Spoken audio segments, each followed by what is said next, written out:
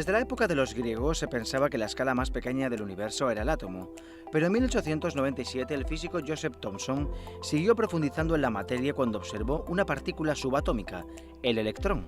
En 1911 Ernest Rutherford descubrió el protón y propuso además un modelo atómico que explica que la materia está formada por núcleos que ocupan un volumen 100.000 veces más pequeño que el propio volumen del átomo, que está rodeado por una nube de electrones. Para poñer un exemplo didáctico, esencialmente o núcleo do átomo é como un grau de sal dentro da Catedral de Santiago, que sería todo o átomo que ocupan os electróns. É dicir que a materia está concentrada en unha zona moi pequeniña, porque o núcleo do átomo ten o 99,99% da nosa masa. Poco a poco la ciencia fue descubriendo nuevas partículas como los neutrones, que comparten núcleo con los protones e incluso algunas todavía más pequeñas. Dentro dos protóns temos esencialmente quarks, e eses quarks están pegados con unha partícula que embautizou esa partícula, que foi Murray Gell-Mann, deulle o nome de gluón. Gluón ven da palabra inglés glue, que quere decir pegamento. É unha palabra que eu considero moi adecuada porque o gluón pega moi intensamente os quarks. Estas partículas interaccionan entre sí a través de la fuerza nuclear débil, la fuerza nuclear fuerte, el electromagnetismo y la gravedad.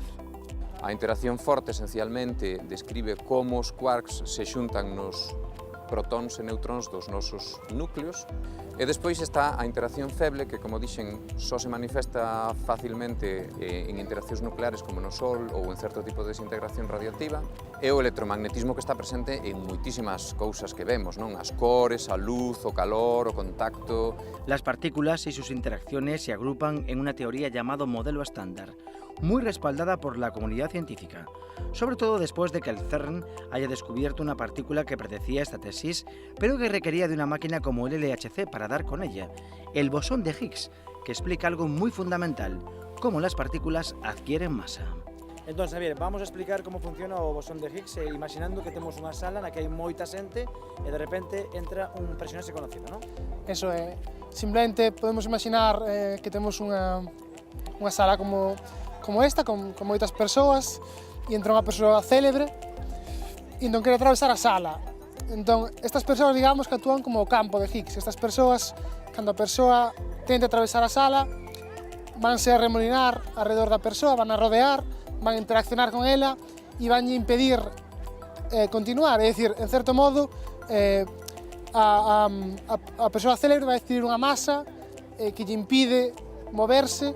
Se en lugar de ser unha persoa célebre fose unha persoa normal, menos coñecida, a persoa atravesaría o campo sin maior problema, e dicir, en efectos prácticos tería menos masa. Entonces, digamos que a interacción do campo cunha persoa ou coa outra, de forma efectiva, cambia a masa que esa persoa ten.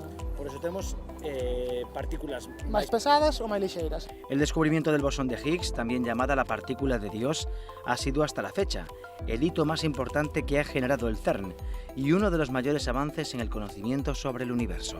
Cuando los científicos hablar de emoción a veces no es lo más trivial o lo que sale, pero ese momento especialmente fue muy importante para todos, porque llevábamos muchísimos años trabajando en el LHC. Lo que la gente quizás no sabe es que para descubrir el bosón de Higgs se necesita una máquina muy potente, y cada uno de los imanes que está puesto en la máquina se necesita un desarrollo como alrededor de 20 años. Para darte un ejemplo, el primer diseño de los imanes dipolares del LHC salió en los años 80. El primer haz de partículas circuló en el acelerador en el 2010 y se descubrió el bosón de Higgs en 2012. La partícula lleva el nombre del físico británico Peter Higgs, que propuso su existencia en los años 60.